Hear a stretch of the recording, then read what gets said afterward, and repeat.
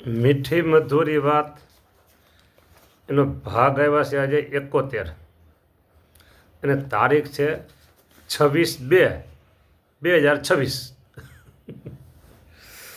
વચનામું ચાલે છે મધ્યનું 33. એનું ટાઇટલ છે નિષ્કામી વર્તમાનનું. અને આગળ આપણે જોઈએ તો હવે મહારાજ જે વાત કરી થોડીક વાત કાલે આપણે કરી હતી.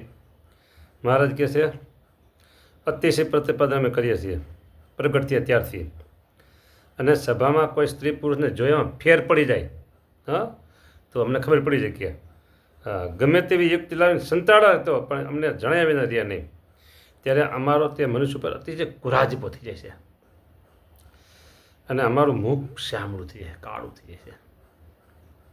સાધુ દાવો એટલે સાધુ કહેતા નથી ગયા. હવે આગળ નિષ્કામી વર્તમાન રાખે તે જ અમને વાલો છે, તે જ અમને વાલો છે. હા, નિષ્કામી વર્તમાન રાખેલી. પછી હરજી ઠક્કરે પ્રશ્ન પૂછ્યો છે, એ નિષ્કામી વર્તમાન શે ઉપાય કરીને અતિશય દ્રઢ થાય છે ને? જોરદાર વાત. મહારાજે મહિમા ખૂબ કીધો નિષ્કામી વર્તમાનનો. તો તરત હરજીભાઈ ઠક્કર હરજીભાઈ એને વાત ઉપા લીધી કે એ દ્રઢ રાખવા માટે ઉપાય શું મહારાજ? મહારાજ કહે એનો એક પ્રકારનો ઉપાય નથી, સાંભળો બરાબર. એના તો 3 પ્રકારના ઉપાય છે. હવે સાંભળો. દષ્ટાંત સોલિડ ગામડાનું, એકદમ ગામડાનું, શહેરમાં કોઈને ખબર પડે કે ન પડે. જેમ હાંકનારો, બળદિયા, પૈડા, ધૂંસરી. ધૂંસરી કેમ આ શહેરના માણસને ક્યાંથી ખબર પડે? ઊંધ, માચડો, એવા ઘણા સામાન્ય કરીને એક ગાડું કહેવાય. ગાડું, હવે ગાડું બળદ જૂતે ને ગાડું કહેવાય. 4 વ્હીલ હાલે એ ગાડી કહેવાય. બળદથી જે હાલે એને ગાડું કહેવાય, એ ગાડું કહેવાય. તેમ નિષ્કામી વ્રત દ્રઢ રાખવાની પણ ઘણી સામગ્રી જોઈએ છીએ. તેમાં પણ 3 ઉપાય છે, તે તો અતિશય મુખ્ય છે. એક તો મનને વશ કરવું. તાળા મારવાની વાત આવી, મનને તાળું મારવું. કે દરવાજો તો જોઈએ, તાળું મારવા માટે દરવાજો જોઈએ ને, મનને આગળ દરવાજો ક્યાં ખોટો? હા, મનને વશ કરવું. બરાબર. મનને વિશે અખંડ એવું મનન કરવું છે, હું આત્મા છું, હું દેહ નથી. ને ભગવાનની કથા શ્રવણ આદિ જે નવધા ભક્તિ તેને વિશે મનને અખંડ જોડી મેળવું, પણ ક્ષણ માત્ર મનને નવરું દેવું નહીં. હવે મારે બીજું દર્શન દે છે, ગાડાનું દર્શન દીધું. હવે કહે છે જેમ કોઈ પુરુષને ભૂત વશ થયો હતો, તે જ્યારે કામ ન બતાવે ત્યારે તેને ખાવા તૈયાર થાય, તેમાં મન છે તે પણ ભૂત જેવું છે. તે જ્યારે ભગવત ભક્તિમાં ન રાખે ત્યારે અધર્મના ઘાટ ઘડે, ત્યારે એ ભૂતની પેઠે જીવને ખાવા તૈયાર થયું જાણવું કહેવાય, ખાવા તૈયાર થયું કહેવાય. માટે મનને અખંડ ભગવાનની કથા કીર્તનાદિકમાં જોડી રાખવું, એટલે મન વશ થયું કહેવાય.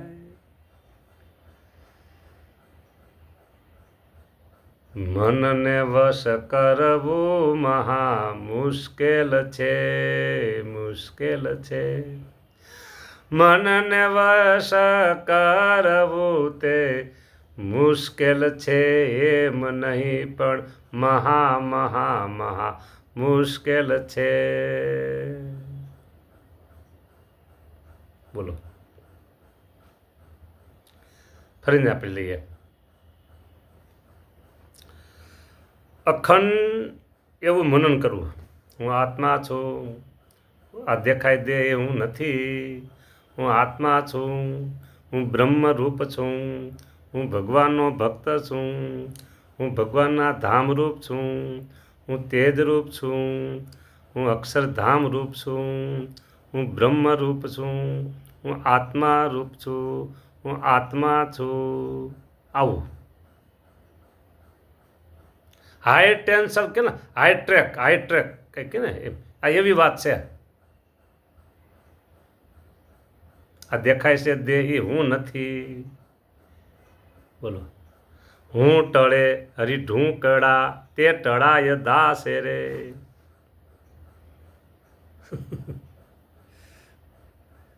પછી ભગવાનની કથા શ્રવણ આદિ જે નવધા ભક્તિ તેને વિશે મને અખંડ જોડી મેળવું.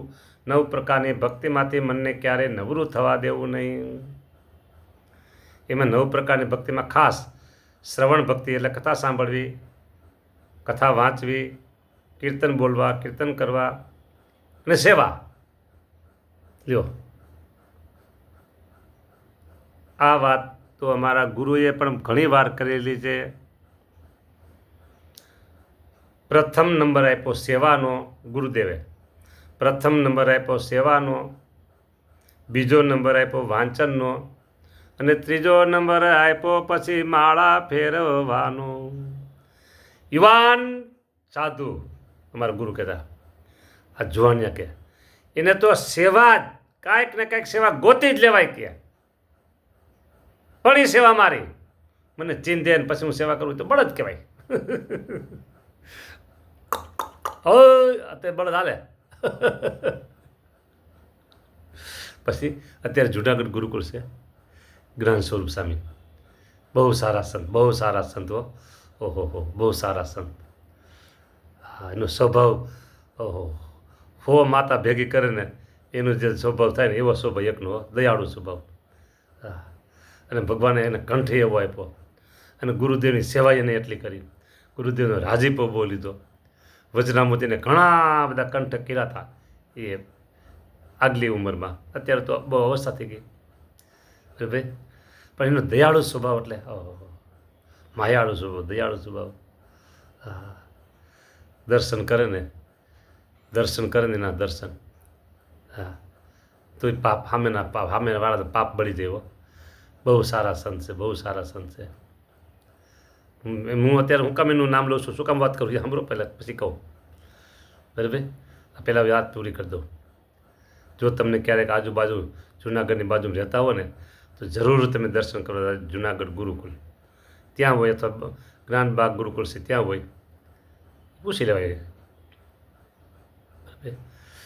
બહુ માયાળુ સંત છે, બહુ દયાળુ સંત છે. હા, બહુ સારા સંત છે. ટૂંકમાં કીધું ને, એના દર્શન કરે ને પાપી જીવનું કલ્યાણ થઈ જાય. બસ આવા સંત. હવે એ શું કામ આ બધું કીધું? તો અમારા ગુરુદેવ એમ કહેતા કે ચિંધે સેવા અને કરે એ તો કે બળદને હાકે ત્યારે હાલે. એટલે પછી જ્ઞાન સ્વામી અમારા ગુરુદેવને હસતા કે સ્વામી ભલે અમે બળદ જવા પણ વઢિયારા બળદ જેવા કરજો, વઢિયારા બળદ જેવા આમ અડે ને તો દોડવા મને બળદિયા કે. એટલે પછી આવું જ્ઞાન સ્વામી રઘુજી પાછા રહીએ ને સાવને અમારા ગુરુદેવ પણ ખડખડા હસી પડે. ગુરુદેવ પણ ખડખડા હસી પડે. હા, આવી વાતું છે. સત્સંગમાં બહુ સત્સંગી જીવનની ભાગવતની કથાઓ બહુ કથાઓ કરી હો. બીજા શાસ્ત્રો આપણા સંપ્રદાયના હોય એની કથા, વિદુર નીતિની બધી ઘણી બધી કથાઓ કરી. ભગવાન એને મોટી ભેટ આપી હોય ને ગળું હો. હા, સરસ. હરિભક્તોને બહુ રાજી કર્યા, જૂના હરિભક્તોને હોય ને. હવે આપણે વાત કરી મનને નવરું રહેવા દેવું નહીં, આ ગુરુદેવ કહેતા. બરાબર, એટલે સેવામાં પહેલા નંબરની સેવા યુવાન સાધુ માટે ગુરુદેવ એમ કહેતા કે પહેલા નંબરની સેવા. અમે બેઠા બધી જુવાન સાધુ બેઠા જો કથામાં. એટલે કહે જુવાનિયા તો પહેલાં સેવા જ કરવી જોઈએ. કે ગમે તે સેવા અમને સીધે તો કરી એમ નહીં, ગમે તે આ સેવા હું કરું આ શું કરું એમ નહીં, ગમે તે સેવા ગોતી કાઢવી. પછી સેવા ન હોય ત્યારે પુસ્તક લેવાનું, વાંચન કરો, શાસ્ત્રનું ઊંડો અભ્યાસ કરો. અને એ કદાચ થઈ ગયું એનું ન કરવો ઈચ્છા હોય કે અમે વાંચ્યું ત્યારે નથી વાંચવું ત્યારે પછી માળા લ્યો. માળાને 3જો નંબર આપ્યો. શું કામ? કે માળા ફેરવા બેહો ને તો માથે આવી જાય, માથું નમી જાય નીચું. નામ મને વારે પણ પરાણે વારે. હા, એટલે મનને નવરું રહેવા દેવું નહીં. અહીંયા કીધું કે કથા, ભગવાનની કથા શ્રવણાથી જે નવધા ભક્તિ તેને વિશે મને અખંડ જોડી મેળવું તથા ક્ષણ માત્ર મને નવરું રહેવા દેવું નહીં. જેમ કોઈક પુરુષને પછી ભૂત વસ્તી હતો, તે ભૂત કહે મને કામ બતાય, એટલે આ કામ બતાય ને ખાઈ જાઉં તને, કે કામ બતાય ને ખાઈ જાઉં તને, કેટલું કામ બતાવવું પછી. ત્યાં પછી કોઈક મારા જેવો સાધુ હોય છે, તમારા જેવો કોઈ ગરીબ મેળવે છે, એ કે મને કે વાંસ જંગલમાંથી મોટા મોટા લાંબા ઊંચો વાંસ હોય ને કાપીએ કે જા. અને કીધું આગળ થઈ કહ્યું આવ્યું, હવે આને ખોડી દઈશ ફળિયામાં, કે પછી ખોડી દીધો. પછી કે હવે જો કામ હોય ને તે બધું કરાવી લેવાનું, પછી કામ ન હોય ને તે કે આનું ઉપર સાઈડ પછી ચડી જાય, પછી હેઠો ઉતરે પછી હેઠો ઉતરે, ઉપર સાઈડ ઉપર ઉપર ચડ હેઠો ઉતરે, ઉપર ચડ હેઠો. આ વાંદરાના કામ બતાવી દેવાનું. મન એ વાંદરું છે, ભૂતને કામ બતાવી દે રીતે. લ્યો મજા આવે છે ખરેખર. એટલે મનને આવી રીતે વશ કરવું. ભાઈ, અને જ્યારે ભગવત ભક્તિમાં ન રાખે ત્યારે અધર્મના ઘાટ ઘડે મન હો, ત્યારે એ ભૂતની પેટે જીવને ખાવા તૈયાર થયું કે જાણવું કહેવાય, તૈયાર થયું કહેવાય. માટે મનને અખંડ ભગવાનની કથા કીર્તન આદિકમાં જોડી રાખવું, એટલે એ મન વશ થયું કહેવાય. હજી તો બીજા એક જ ઉપાય કીધો છે, 3 ઉપાયમાંથી એક જ કીધો છે, બીજા 2 બાકી છે. હા, ને આપણે હજી ઘણું જીવવાનું છે. ઘણું જીવો ઘન શ્યામજી. હા, એટલે આપણે એ કથા કર્યા કરશું ને આનંદ લીધા કરશું. હા, ભક્તોનો સાથ મળે છે, મીઠી મધુરી વાત સાંભળવામાં. એટલે ભક્તોનો સાથ મળે છે એટલે અમને મજા આવે છે. હા, તમને મજા આવે, અમને મજા આવે છે. સારું, તમે અહીં રાખું છું. હવે આપણે બધાય હવે મહારાજને યાદ કરી અને લીલા ચેષ્ટાના પદ બોલીએ. જય સ્વામિનારાયણ.